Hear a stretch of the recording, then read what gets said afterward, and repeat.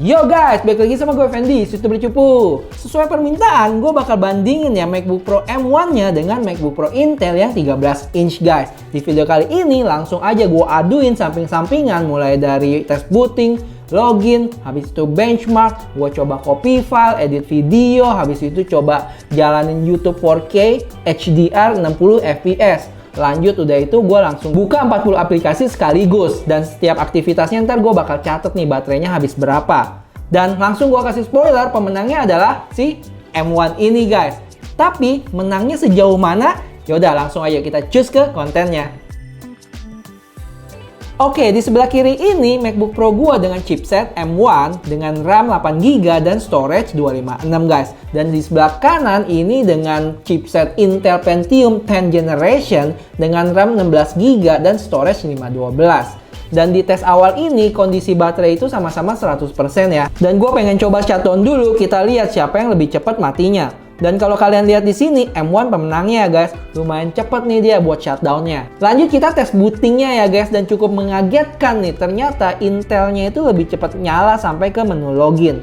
Namun waktu login dan sampai ke home screen-nya lebih cepat M1. Habis itu gue coba tes nyalain MacBook-nya mulai dari sleep. Udah itu coba unlock MacBook-nya juga plus pakai fingerprint. Dan semuanya itu pemenangnya adalah M1.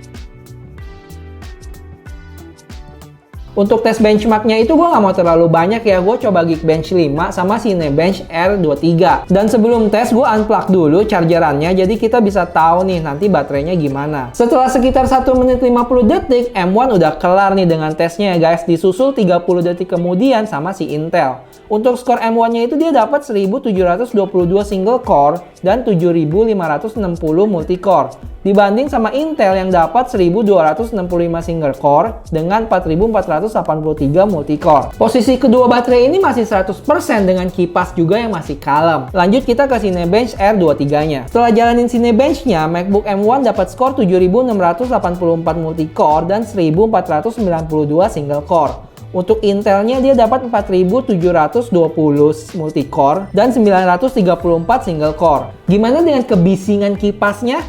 Wah, kalau si Intel sih ya berisik banget ya. Coba denger ini deh.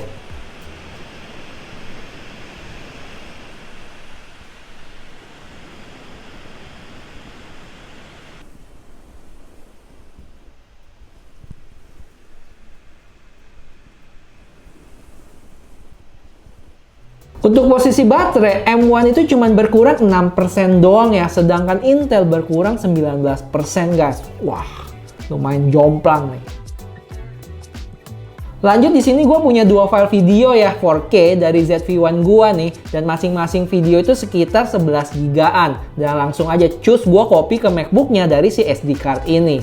Hasil kopinya nggak terlalu beda jauh, sekitar 23 GB membutuhkan waktu 4 menit 20 detik buat M1 dan 4 menit 25 detik buat Intel. Sekarang posisi baterai ada di 92% untuk M1 dan 77% di Intel.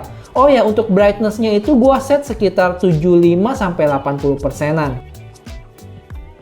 Nah, yang sekarang nih lumayan seru nih, yaitu edit dan ekspor di Final Cut Pro. Untuk tes pertama, gue coba buka Final Cut Pro-nya barengan dan hasilnya mirip-mirip. Cuman setelah itu, kalau gue coba buka barengan lagi, si M1 lebih cepat ya kalau load Final Cut Pro-nya. Dari dua file 4K video tadi, untuk tiap-tiap MacBook, gue bikin identik ya projectnya. Dan di sini gue apply color grading, text, sama effects. Dan akhirnya jadilah project 4K sekitar 30 menit dengan file output sekitar 16 gigaan.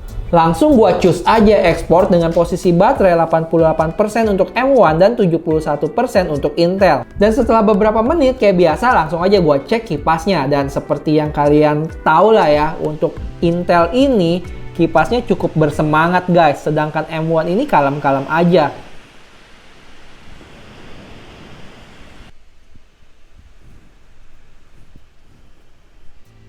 Alhasil setelah 26 menit si M1 ini kelar juga guys ekspornya dengan posisi baterai 76%. Jadi cuman berkurang 12% loh. Sedangkan Intel masih terus berlari dengan baterai udah 40% aja dengan progres sekitar 44%-an. Jujur di sini gue mulai khawatir ya guys, karena gue ngeri nih gimana kalau gue belum kelar ekspor tapi baterainya udah habis duluan. Dan akhirnya bener nih kejadian, baterainya udah 2% tapi progresnya itu masih 86%.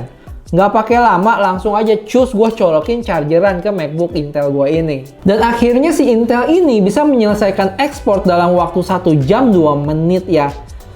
Akhirnya kelar juga, dan gila sadis sih si chip M1 ini nih, bener-bener sekitar 2,5 kalinya ya dari si Intel. Habis itu gue lanjutin cas bentar buat si Intel dan kita langsung cus ke tes selanjutnya.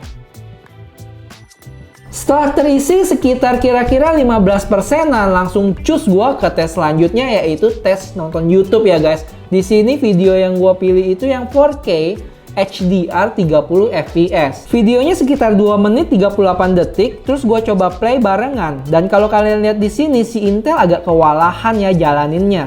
Sering keputus-putus gitu, sedangkan M1 lancar jaya. Saking sering keputus-putusnya, saat M1 udah kelar video, si Intel masih sisa 24 detik.